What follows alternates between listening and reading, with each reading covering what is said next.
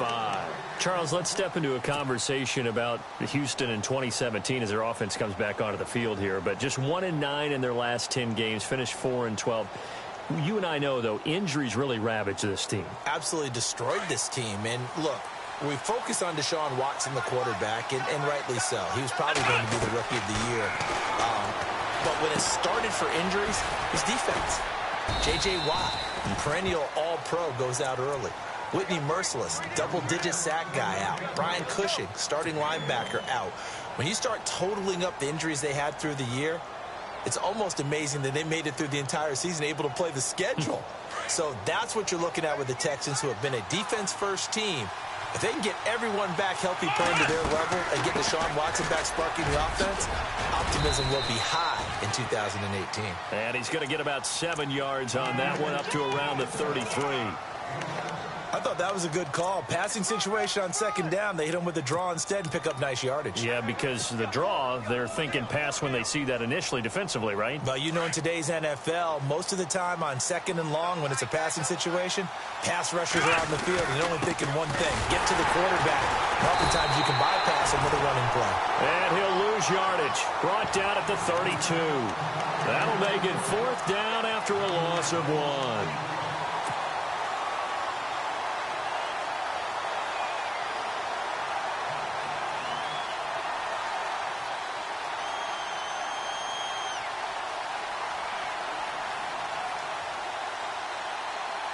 The offense is not leaving the field. They're going to stay out and go for it on 4th and 3.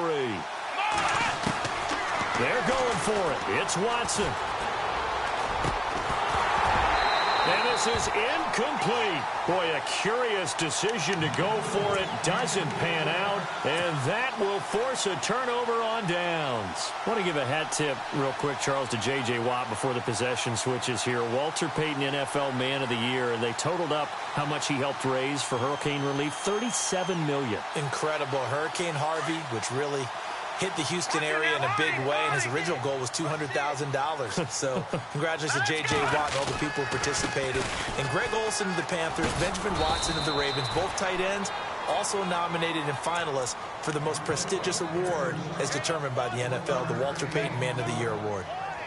We haven't seen much from him running the football here in this first quarter. No, you're right about that. We haven't seen much of him at all so far. They've stacked him up pretty well, but when you're trying to run the football, sometimes you got to play the long game. Keep handing it to him, and some of those runs that aren't working now, they turn into 6, 7, 8, and maybe more later on. Now a run with Cook, and he's going to fight his way forward here for a modest gain. It's a 4-yard pickup there, and it leaves him with 3rd and 5. Well, if you're a football guy, that's a pretty run because everyone is in sync right there. Obviously, the guy carrying the ball, but how about the people up front? Leverage, athleticism, they created some nice space for him.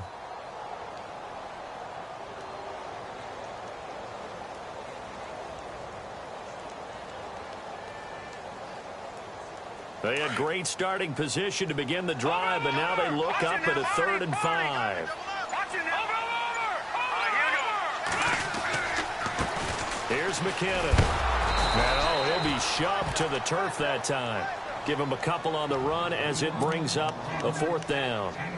J.J. Watt makes another tackle there, and it's for a minimal gain. And let's face it, if that's all you're going to get running the ball, you're not going to have much success against him and his team. Or, yeah, you better find a way to go around J.J. Watt, which isn't easy to do. It's really not, because you got to try everything. Can you go around him? Can you go by him? Can you influence him to get him out of position so maybe you can wall him off? He's a really sharp, intelligent player, as well as a physical specimen. Everything looked good. Good snap, good hold. Sometimes, though, the ball just doesn't want to go where you want it. And this one winds up no good.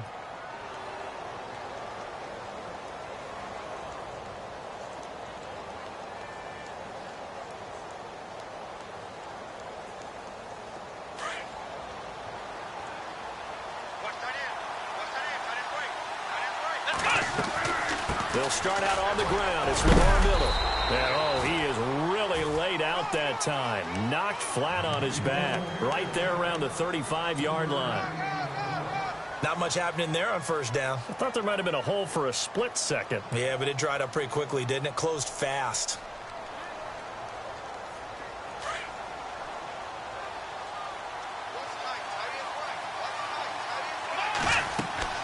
Here's Watson now on second down. Setting up the screen for Miller. And he'll get up to the 43-yard line. 8 yards on the pickup there, and it moves the sticks. I know most of the time when the ball's in the air, you're thinking wide receiver, tight end, but running backs, they can be a big part of any passing offense nowadays.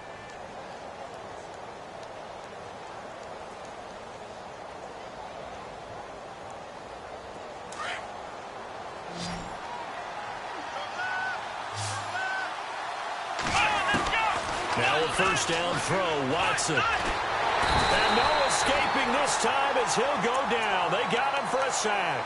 Daniil Hunter in there to bury him for a loss of 11.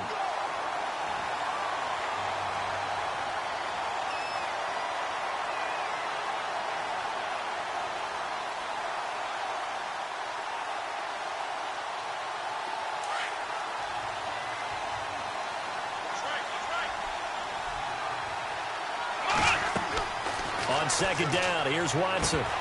And incomplete there. A nice hit. Jars the ball free and brings up third down. And Charles, got to like what this defense has been able to do these last couple of plays. Yeah, they get the sack on first down, then they force the incomplete pass.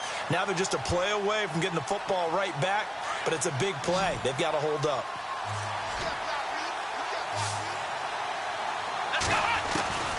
Third and long, it's Watson. And this one complete to Will Fuller. And he'll be out of bounds just shy of the 40. And they pick up 25 as they convert on third. He's such a good route runner. Shows it there on third down. Very proficient and a good pass. And you know what I've observed over the years in the NFL? The better a route runner you are, the more confidence your guy's going to have in you to go to you in important times because he can trust you being in the right spot. And they connected there and picked up a first down. No gain on the play there. Second down. And as a defensive end, getting off the ball quickly, swarming to the football, making a tackle. That's what we saw right there. Yeah, and that's what their job is. And really, a lot of the time, they have to throttle back a little bit in the run game because you know those defensive ends, they're like in a sprinter stance. They're just heading straight for the quarterback. That was good recognition on that play to hold them to no gain. And the stop here will come at the 38-yard line. Give them 5 on the screenplay, and that'll set up a third down.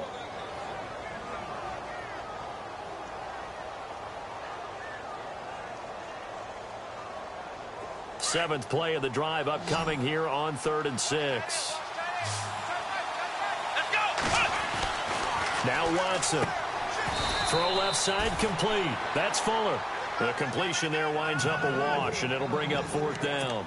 The defense loves to hang their hat on that, don't they? You get a guy that catches the ball, but you stop him for no gain. Without a doubt, because they're also used to trying to catch people after the catch, and they miss. And that turns into what? A huge play. We've seen it so many times.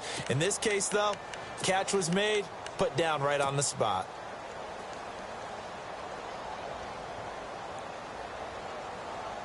Watson going to stay out there as they'll go for it on 4th. Here we go on 4th. Watson. He rifles one that's intercepted. Picked off by Anderson-Dejo. And this one will be returned to right around the 38-yard line. And before the possession switches here, I had written down that I wanted to talk about some of the awards this past season in the NFL. We know Brady was the MVP, but Todd Gurley, Offensive Player of the Year. How about that for a bounce back? Many were questioning whether he'd had a sophomore slump the season before.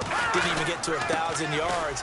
Was a dominant force in 2017. How about his teammate Aaron Donald on the defensive side? He took home Defensive Player of the Year award. Yeah, very impressive. They had both sides of the ball. Sean McVay deserving, I think you would agree, of Coach of the Year. Yeah, definitely. I mean, what he did for the Rams when they went from last in the league in scoring to leading the league in scoring and winning a division title. And how about the New Orleans Saints?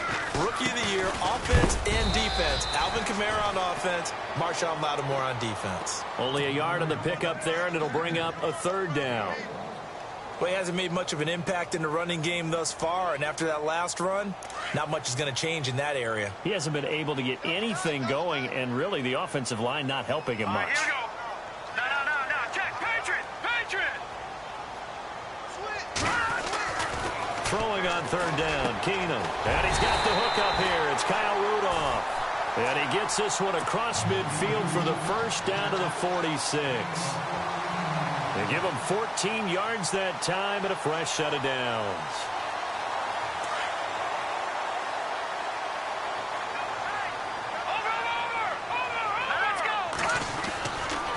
Getting the ball is Cook, running left. And he gets this inside the 35-yard line.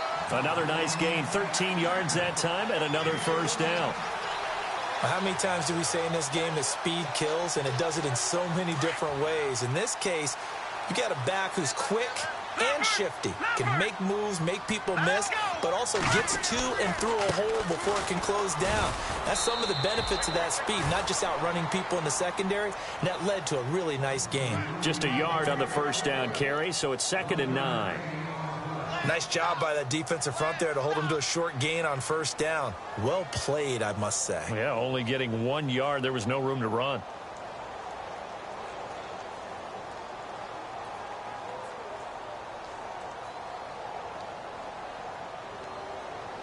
Under 4 to go now as the clock runs and they come up on 2nd down.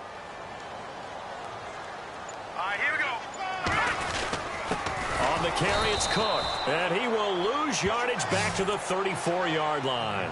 He'll wind up losing a yard on the play, and that's going to lead to a 3rd and 11.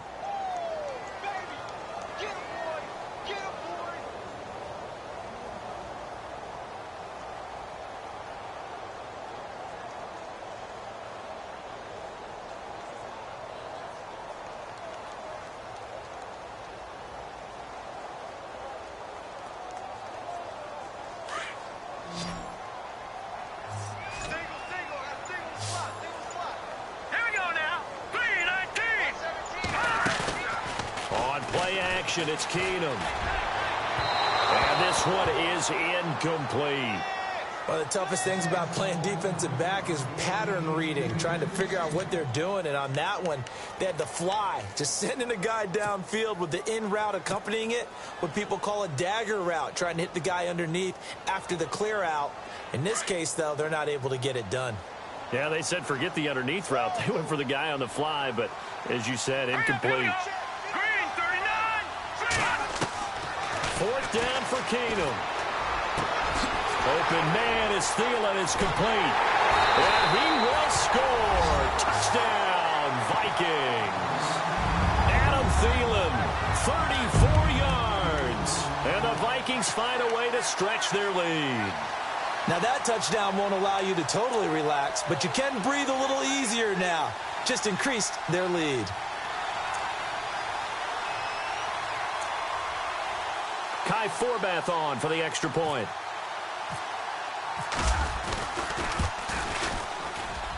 It's up and good, and that'll increase their lead to 10-zip.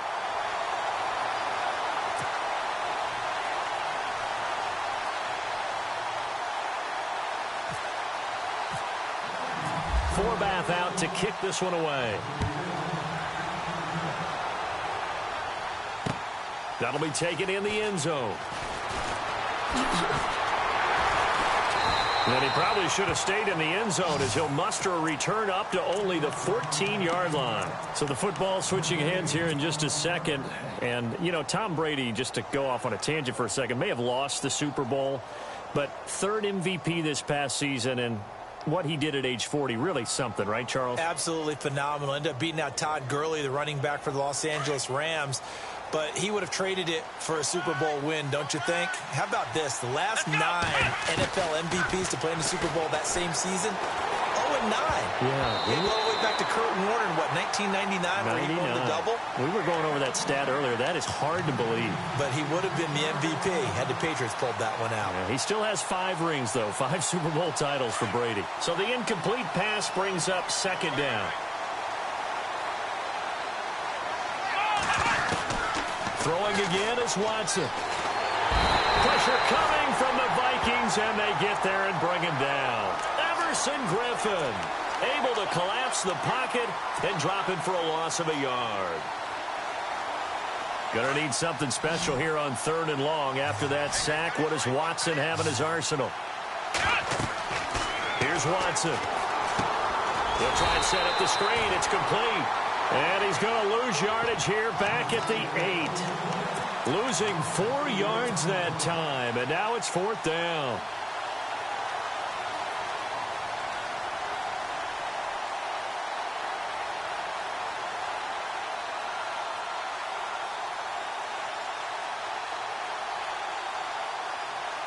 The offense stays put.